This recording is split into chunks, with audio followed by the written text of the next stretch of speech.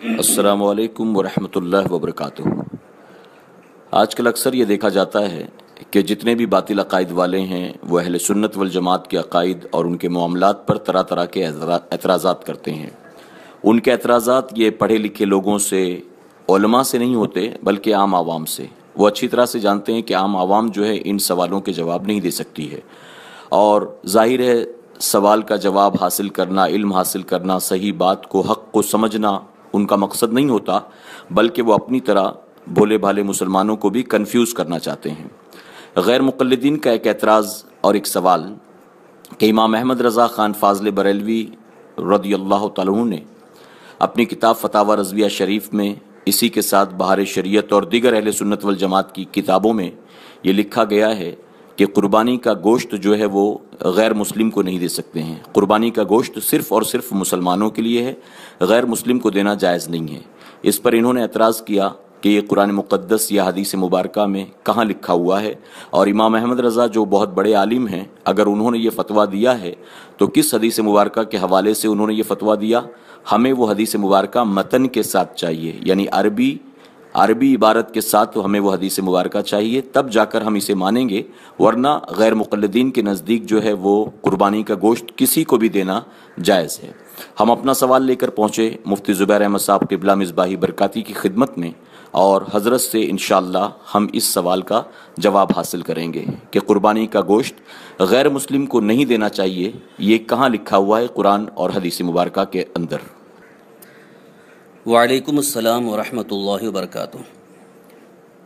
अभी आपने जो सवाल में ज़िक्र किया है कि कुर्बानी का गोश्त गैर मुस्लिम को देना कैसा है और उसके बारे में कुरान या हदीस पाक में कहाँ ज़िक्र आया है। पहली बात तो ये है कि जो भी काफिर हैं, जो काफिर हरबी हैं, उनसे हर तरह से दूर रहने का हुक्म दिया गया। बिर और सिला रहमी उनके साथ दुरुस्त नहीं है।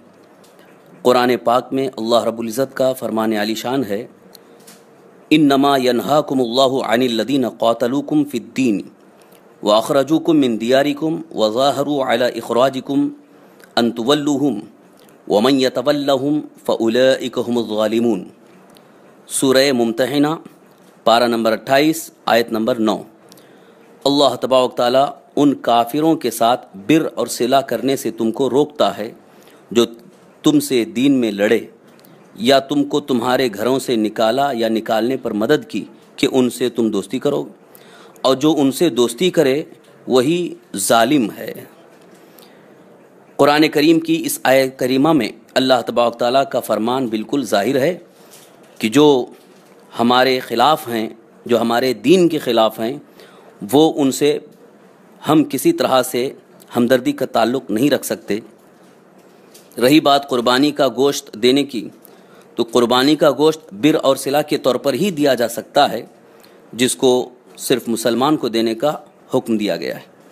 अब आइए हदीस पाक सुन लें कि जिस हदीस पाक में अल्लाह के रसूल हमारे आका सरकार दो आलम सल्लल्लाहु अलैहि वसल्लम ने मना फरमाया है, जबकि गैर मुक़ल्लिदीन कहते हैं कि मतन के साथ ऐसी कोई हदीस नहीं। ये उनका क़िल्लत मुताला या उनका ताअस्सुब या काफिरों से हमदर्दी का इजहार है जो वो इनकार कर रहे हैं या काफिरों को कुर्बानी का गोश्त देने के लिए तैयार हैं। हदीस पाक सुन लें। इस हदीस के रावी हज़रत अब्दुल्लाह इब्न अम्र हैं।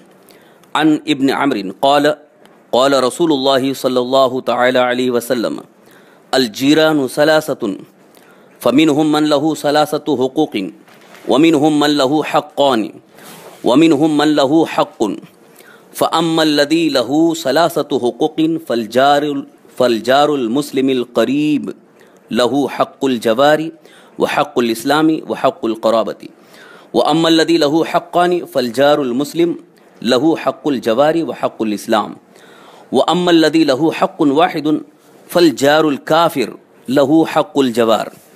क़ुलना या रसूलल्लाह नुतइमुहुम मिन नुसुकिना क़ाल ला तुतइमुल मुशरिकीन शैअम मिनन नुसुक। ये हदीस कंजुल उम्माल हदीस नंबर 2,05,613 और इसी तरह से यह हदीस बैहक़ी फ़ी शुअबिल ईमान, सुनन बैहक़ी फ़ी शुअबिल ईमान, हदीस नंबर 9560। और इसी तरह से ये हदीस इब्न अदी फ़िल कामिल में है, तर्जुमा नंबर 1327। अब इस हदीस पाक का तर्जुमा सुन लें कि रसूल अकरम सल्लल्लाहु तआला अलैहि वसल्लम ने इरशाद फरमाया, पड़ोसी 3 किस्म के हैं, उनमें से एक वो जिसके लिए 3 हक़ हैं, और एक वो जिसके लिए 2 हक़ हैं, और एक वो जिसके लिए सिर्फ 1 हक़ है। वो पड़ोसी जिसके 3 हक़ हैं वो मुसलमान रिश्तेदार पड़ोसी, एक तो उसको पड़ोसी होने का हक़, और दूसरे मुसलमान होने का हक़, और तीसरे रिश्तेदार होने का हक़। और दूसरा वो पड़ोसी जो सिर्फ मुसलमान है, रिश्तेदार नहीं, तो उसके 2 हक़ हैं, एक तो मुसलमान होने का हक़ और दूसरे पड़ोसी होने का हक़। और तीसरा वो पड़ोसी जो मुसलमान नहीं है, गैर मुस्लिम है, काफिर है, उसको सिर्फ 1 हक़ है, यानी पड़ोसी होने का हक़। तो हज़रत अब्दुल्लाह इब्न अमर कहते हैं, हमने अर्ज़ किया, या रसूल अल्लाह, हम उनको अपनी कुर्बानियों का गोश्त खिलाते हैं? तो रसूल अकरम सल्लल्लाहु अलैहि वसल्लम ने इरशाद फरमाया, मुशरिकीन को कुर्बानी के गोश्त में से कुछ भी न खिलाओ। ला तुतइमुल मुशरिकीन शैअम मिनन नुसुक, रसूल पाक सल्लल्लाहु अलैहि वसल्लम ने साफ तौर पर मना फरमाया कि कुर्बानियों के गोश्त से कुछ भी मुशरिकीन को न खिलाओ। इस हदीस पाक में रसूल पाक सल्लल्लाहु अलैहि वसल्लम ने जब मना फरमाया तो हम में से किसी को ये जुर्अत नहीं होनी चाहिए कि फरमान रसूल और हुक्म रसूल की खिलाफ वर्जी करें, या सिर्फ़ और सिर्फ काफिरों की हमदर्दी या उनसे मोहब्बत के ताल्लुक़ात कायम करें, जबकि अल्लाह तबारक तआला को ये बिल्कुल पसंद नहीं है। बल्कि अल्लाह ताला ने फरमाया कि जो उनसे मोहब्बत के ताल्लुक़ात कायम करते हैं वो उन्हीं में से होंगे, यानी उनका हश्र उन्हीं में से होगा। और कुरान पाक में अल्लाह ताला ने यहाँ तक इरशाद फरमाया, लन तरज़ा अन्कल यहूद वलन नसारा हत्ता तत्तबिअ मिल्लतहुम, तुमसे यहूद और नसारा उस वक्त तक राज़ी नहीं होंगे, उस वक्त तक खुश नहीं होंगे जब तक कि तुम उनका दीन कबूल नहीं करोगे। लिहाजा मुशरिकीन का भी यही हाल है कि वो हमसे दीनी तासुब रखते हैं, वो कभी भी हमसे राज़ी नहीं हो सकते जब तक कि हम उनका दीन कबूल नहीं करेंगे। लिहाजा सिर्फ गोश्त दे करके उनको राज़ी करना या उनको खुश करना, इसमें अल्लाह और उसके रसूल की रज़ा नहीं है, बल्कि अल्लाह ताला का फरमान है, अल्लाहु व रसूलुहु अहक्कु अन युर्दूह, अल्लाह और उसके रसूल इस बात के ज़्यादा हकदार हैं कि उन्हें राज़ी किया जाए। तो फ़कत कुर्बानी का गोश्त देने के सिलसिले में उनको राज़ी और खुश करने की कोशिश न करें, और सिर्फ अल्लाह और उसके रसूल जल्ल जलालुहु सल्लल्लाहु अलैहि वसल्लम को राज़ी करने की कोशिश करें। इसी में दुनियावी नजात भी है और उखरवी आखिरत की भी नजात है।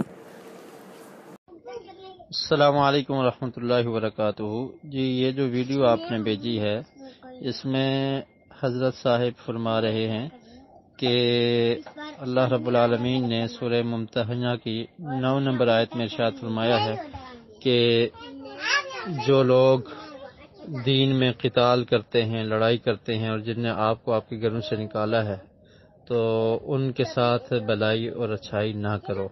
तो इससे ये साबित होता है कि कुर्बानी का गोश्त काफिर को नहीं दिया जा सकता। तो पहली बात यह है कि इनने खुद ये कहा है कि हरबी काफिर, और आप जानते हैं कि हरबी काफिर और आम काफिर में फ़र्क होता है। हरब कहते हैं जंग को, और जंग में जो काफिर आपके साथ जंग कर रहा है, लड़ रहा है और आप पर हमला अटैक कर रहा है, तो उसके साथ तो कोई भी भलाई नहीं करेगा, उसको कुर्बानी का गोश्त कौन देगा, बल्कि उसके साथ तो क़िताल और लड़ाई की जाएगी। तो अल्लाह रब्बुल आलमीन ने इन आयात में इनके साथ तावन करने से मना किया है, और ये उनने खुद भी कहा है कि इससे मुराद हरबी काफिर है।